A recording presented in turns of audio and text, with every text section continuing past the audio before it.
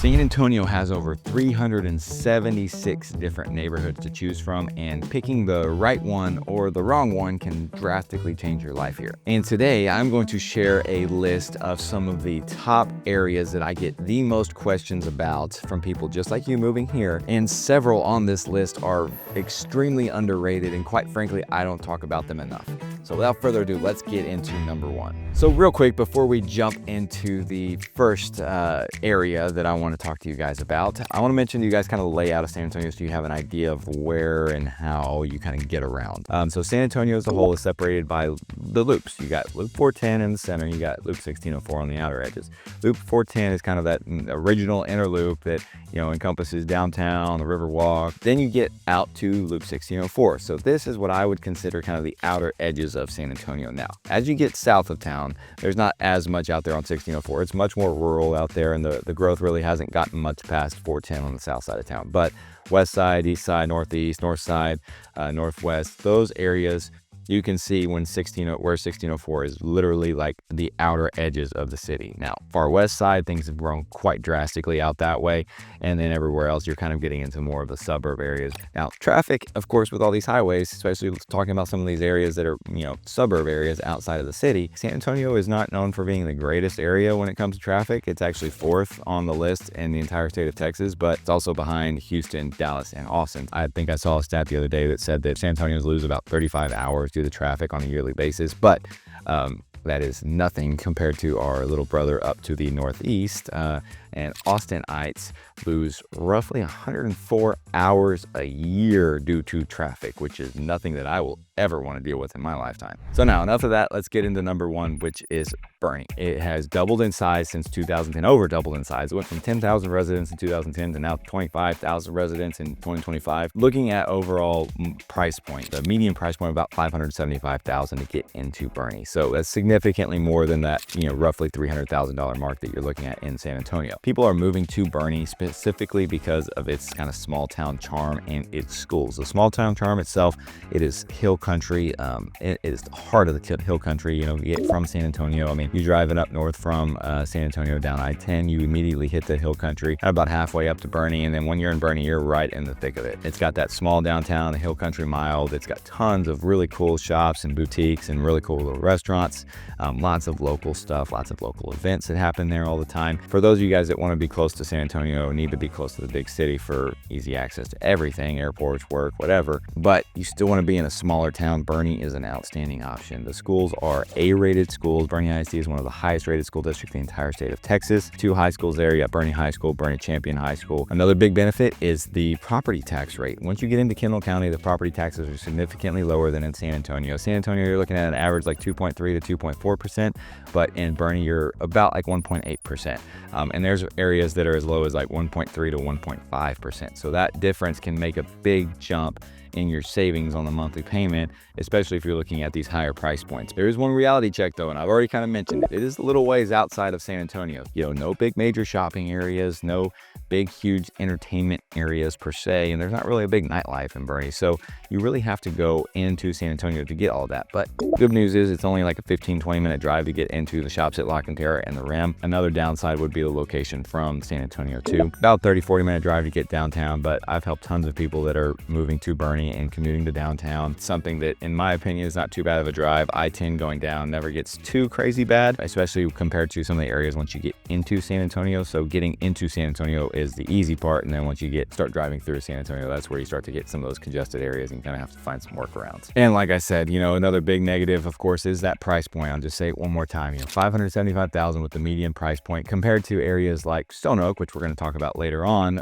which is another kind of higher end neighborhood area of San Antonio. It's significantly higher price than even that. You're looking at like 10 to 20% price difference for comparable properties. So take all that into consideration when you're looking at Boerne specifically. Now, let's talk about the probably opposite. I kind of get people comparing Bernie and New Braunfels. Let's talk about New Braunfels now. It's located 32 miles northeast of San Antonio, right off of 35. It's kind of in a great location between San Antonio and Austin for those of you guys that want to be close to both. New Braunfels is a booming place and is actually the fastest growing town in the entire San Antonio area. So you're looking at growth of from back, probably 20 years ago, you're looking at around 50,000 people to now over 120,000 people. It's an old German town founded in 1845. Sticks to its German roots. You can see the German architecture all throughout downtown and green and everything. And they embrace that to this day with Wurstfest that goes on every year. You also have downtown, which is great nightlife. Got lots of cool little bars, sports bars, piano bar, little saloons, kind of old Texas style stuff, but it's a really, really cool spot that has a really unique vibe about it. For home prices, you're looking at an average of about $335,000, so significantly more affordable than Bernie, but you do have some of the higher end stuff, so you got kind of a good mix. You've got homes that are in that $200,000 range. You've also got homes that are multi-million-dollar homes, especially getting up on that northwest side where you're in more of the hill country. You've got some good mixes too, and a couple of the more popular new construction developments that have tons of amenities, these big, huge master plan communities such as Barramundi and Mayfair. Now, talking about school districts, New Braunfels has two of them. You have New Braunfels ISD, which includes New Braunfels High School and the new Long Creek High School, and Commute ISD, which covers Canyon High School. Commute ISD is an A-rated district. New Braunfels ISD is like a B+ rated district. So both very, very good rated districts. New Braunfels draws a very wide variety of people that are looking to move there, from people that are, wanting to something that is on that San Antonio side that's an easier commute to get into Randolph Air Force Base or that northeast side of town and all the, industrial stuff that it has, to people that are looking for a smaller town that's kind of more affordable. They don't want to be in the big city, but has a nightlife and has things going on that they can go out and have some fun whenever they're done working for the day. But for the major downside, let's talk about the traffic of New Braunfels. With this growth and being how small it used to be, you can tell that the growth has really taken over New Braunfels, especially if you're going north into New Braunfels from on 46. Once you hit 46 and 35, you might be sitting there at those lights for 30 minutes. The other challenging part is 35. 35 is probably one of the worst highways from New Braunfels to get into downtown San Antonio. I would expect at 50 to 60 minutes easily, just with the significant amount of traffic that you're going to run into. There's a little bit more housing competition in New Braunfels too. There's not as much growth. It's still very flat. I mean, the entire San Antonio market as a whole on prices has been pretty flat, but a lot of these new construction neighborhoods like Barramundi, like Mayfair, can be very competitive to get into some of these new construction homes. Now, if an easier commute is really important for you when you're moving to San Antonio, you're going to want to hear more about Stone Oak, which is our next spot. Now, before we go there, I have one very quick question for you. If you are finding this breakdown helpful, or if you have ever found my channel helpful for you at all, please do me a favor and hit that subscribe button. There's a ton of people that are watching this video that are probably not subscribed, and I would love to get you guys connected and really continue to educate you guys about everything there is to know about life in San Antonio and everything you need to know about the real estate market, neighborhoods, and all the things that are coming new and coming soon. One comment that is very interesting that I get a lot about Stone Oak is that Stone Oak reminds people of California. It's got all these rolling hills, these big, huge views, gated communities kind of all over the place, and just a really high quality vibe about these hills that kind of go throughout Stone Oak. So very, very great location. It is just on that north edge of 1604. So you're talking 5-10 minutes to get to the airport, 10 to 15 minutes to get downtown San Antonio from Stone Oak. Stone Oak was developed back in the 90s, and most of the stuff there is built in like the 90s and early 2000s. A lot of people that are looking at Stone Oak are mainly just looking for higher rated school districts as well. So it's part of Northeast ISD, Reagan High School, Johnson High School kind of encompass these areas. Median price point in Stone Oak is around $478,000. So again, still very high compared to the San Antonio market as a whole, and even New Braunfels, but much lower than Bernie, like I mentioned. You've got some really, really high quality areas, some multi-million-dollar estate communities. Like a lot of areas of San Antonio's, especially the newer areas and new neighborhoods, there is a strong HOA presence here. Again, there's a lot of gated communities, but real quick sidebar on the HOAs, they're not nearly as bad as a lot of people think. Coming from especially some of these areas where you have very restrictive and high-priced HOAs, you're looking at neighborhoods that have, maybe $300 to $800 a year total that you're paying. Overall, you get a lot of amenities with a lot of these, and they just keep the neighborhoods up. And for a relatively small monthly price, less than $100 a month, in my opinion, it's worth it. But like I mentioned, there was a lot of development. This area is incredibly residential. There's a lot of neighborhoods that kind of are just scattered throughout. And a lot of them are relatively similar. There's a decent amount once you get to the higher price points, 500 plus, of variety and kind of some character, but they're all newer within the 90s. Now, if you're looking for some older historic charm, later on in this video, I'll talk about Alamo Heights, which is where a really high portion of people that are looking for some higher end historic homes go to. Stone Oak is a big medical area too. Although you have the Northwest Leon Valley major medical center of San Antonio, Stone Oak has its own medical center in and of itself. Tons of big hospitals right there. In addition to medical, it's also very popular for military. San Antonio, military city, USA, so that's kind of the case everywhere you go just about, but easy access to get to Randolph or Fort Sam, and a little bit farther to get to Lackland, but some people still push it and will take the long commute to get over to Lackland from Stone Oak. Another one of the biggest benefits, in my opinion, of Stone Oak is the traffic is really not that bad. I mean, other than when you're going in and around the neighborhoods, which again is just stoplights and neighborhood traffic that you typically always deal with, but the highways itself, whether it's mainly 281, let's be real, 281, right, going north and south from San Antonio up to that Bulverde Spring Branch area, and then continuing on north from there, was just recently renovated, and I hardly ever see any backed up traffic on that highway. So being right there by the city, you've got tons of shopping in and around the Stone Oak area, just kind of scattered throughout. It's really close to, getting over to the shops at Lock and Terry, 20-minute or so, 15 to 20-minute or so drive to get over there. You can get into downtown super easy. Tons of different shopping areas that are in easy drive or right there within Stone Oak too. I would say probably the biggest negatives of Stone Oak is that they have significantly higher property taxes. So in most cases, you're looking at property tax rates of 2.4 to 2.6, 2.7% in a lot of places. Now, what I would probably consider, there's Bernie and New Braunfels when it comes to, things that are really comparable. If we're looking at Stone Oak, I would probably say the next closest comparable is that far west side of San Antonio. So let's talk about that next. When it comes to total overall growth of the San Antonio market itself, the far west side of San Antonio might be the highest developing area of the entire city.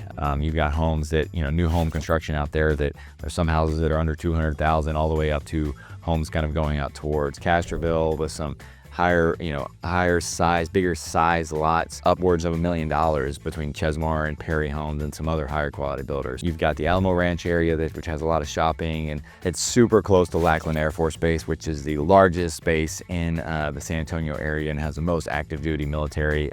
They're stationed out of there. And you also have an easier commute to get into that medical center and to downtown San Antonio. So tons and tons of people are moving out to that far west side. Median price point out here is just under 300,000, so right there on par with the San Antonio market as a whole. So you have super great affordability out there with newer homes. It's also within Northside ISD, which is a B+ rated district, and as it is a newer area, there's a lot of new schools out there. So you have tons of new high schools, new elementary schools, and new ones being built constantly. As you get further out, kind of away from San Antonio, but still part of this far west side, what I would consider this far west side, you get into Medina County and Medina Valley ISD, which is another highly rated A-rated district. When it comes to Northside ISD, though, a new thing for 2025 is that they just implemented school choice. So if there's a school that you'd rather your kids go for, that you don't live within their that specific boundary for that school, you can apply to have them go to that other school if there is space for them. Younger families, first-time buyers, people just looking for more affordable properties. Maybe you sold a house and got some cash and you want to just be in an area that's got a lot going on, that's close to San Antonio, and pay cash for a really nice house. Like the far west side is a great spot to do that because of its affordability. One thing to note as a negative is that there is a ton of congestion out there because there are so many people and it is a very compact residential area. Culebra and Petranco roads, getting from your neighborhood to 1604 and getting wherever you need to go from there is a chore itself. It can take a while. If you're looking for something that maybe is a little bit quieter, stay tuned to later on in the video. We're going to talk about Lavernia, which is complete opposite of what the far west side has. Overall, I mean, it's like I said, there's tons going on here. There's new hospitals being built. There's a new $20 million shopping center being built right there called the Portico at Shanefield Ranch. new movie theaters, big new HEB plus. So there's lots of really good things going into this area that make it to where you don't really have to go too far, even though the traffic is rough. The fast growth can also strain a lot of the local services, especially the schools. I've seen a lot of these schools, to try to compensate for the growth in all the neighborhoods that are going in, put up portable buildings to create additional classroom spaces for their kids, just because there's nowhere else to go with them. And like I mentioned, it's all new development, and there can be kind of a cookie cutter feel, but again, it's very suburban. All these neighborhoods are very typical San Antonio neighborhoods when it comes to new construction. They're kind of close together. There's not a whole lot of space. So if that's what you're looking for and you want space, let's look at something that's completely different and talk about La Vernia. Tucked away just 25 miles southeast of San Antonio, La Vernia might just be the most underrated area in the entire San Antonio market. It is filled with acreage communities with custom homes. You're looking at homes that range from 1 acre in most cases all the way up to 5+ acre properties within some of these communities themselves. Median home price is at $545,000, and like I said, you can get some of these really nice new construction custom homes in that $600 to $650 range realistically, and that's kind of the sweet spot for a solid single-story home, 2,500 square feet on an acre with a really nice, good quality builder. But that's not everything that you need. If you have a much lower budget, say a sub 500 budget, I've seen acreage homes sell for that too. It may be a little bit older or maybe just a little bit smaller, but you can get on an acre in a nice custom home in a really good rated school district for under $500,000. La Vernia ISD is a smaller school district. I believe there's only like 3,000 kids enrolled. It's a B+ rated district. It's actually a 4-day school week too, which is very unique. So the La Vernia ISD does not go to school on Fridays. They start a little bit earlier, go a little bit longer, but it makes for those longer weekends, which from everybody I've talked to, the kids really enjoy it. The area attracts a lot of military families, or just a lot of families that are looking for that more homestead option where they can, have some property, maybe get some chickens, maybe just, kind of live on their own and don't need those big city amenities, because that is a negative about La Vernia. There's not much right there in town. Like, you've got a couple restaurants that are, kind of so-so, but you got to go into San Antonio or New Braunfels to get into San Antonio, to that Burke City based area on that southeast side of town. You're looking at about a 20-30 minute drive, 30-40 minutes to get to downtown San Antonio. But like I mentioned, for commuting, there's a ton of people that work at Randolph Interstation out at Randolph Air Force Base, because that's only a 20 or 30 minute drive and you don't have to go into San Antonio for that.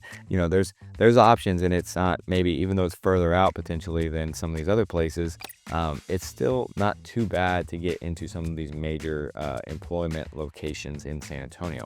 When it comes to socializing, everything is pretty local. Like, you got block parties in the neighborhood that you live in. You've got, gatherings at, there's one restaurant that's called The Den, where they have a big outdoor area that the kids get, to fenced in area that the kids play football and basketball and do all kinds of other crazy stuff that kids love to do. They have local musicians come and play there, and people go out to eat, and that's where they socialize. It's either at their house, their friend's house, or over at The Den or Rabel's or one of the other little restaurants there in town. It's not any big place where you're going downtown to go hang out. Like, it's just, you don't do that in La Vernia. That's not what it's meant for. So to finish off our list, we're going to completely shift gears from La Vernia and go into one of the highest end areas right there in the heart of San Antonio, and let's talk about Alamo Heights. Alamo Heights is definitely one of San Antonio's most well-known neighborhoods and towns. It has got tons of historic charm, and it is probably the best location out of all the places we're talking about if you want to be close to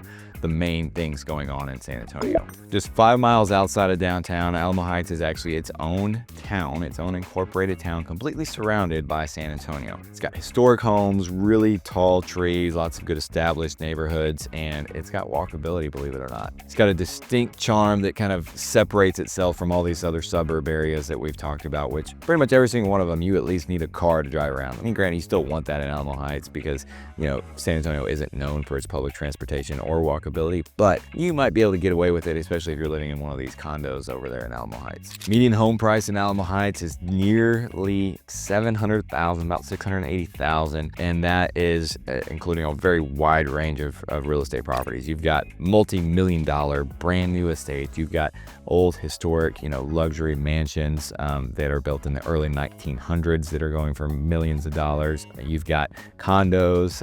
You've got some newer development too, with some different like townhome style stuff going in and around there.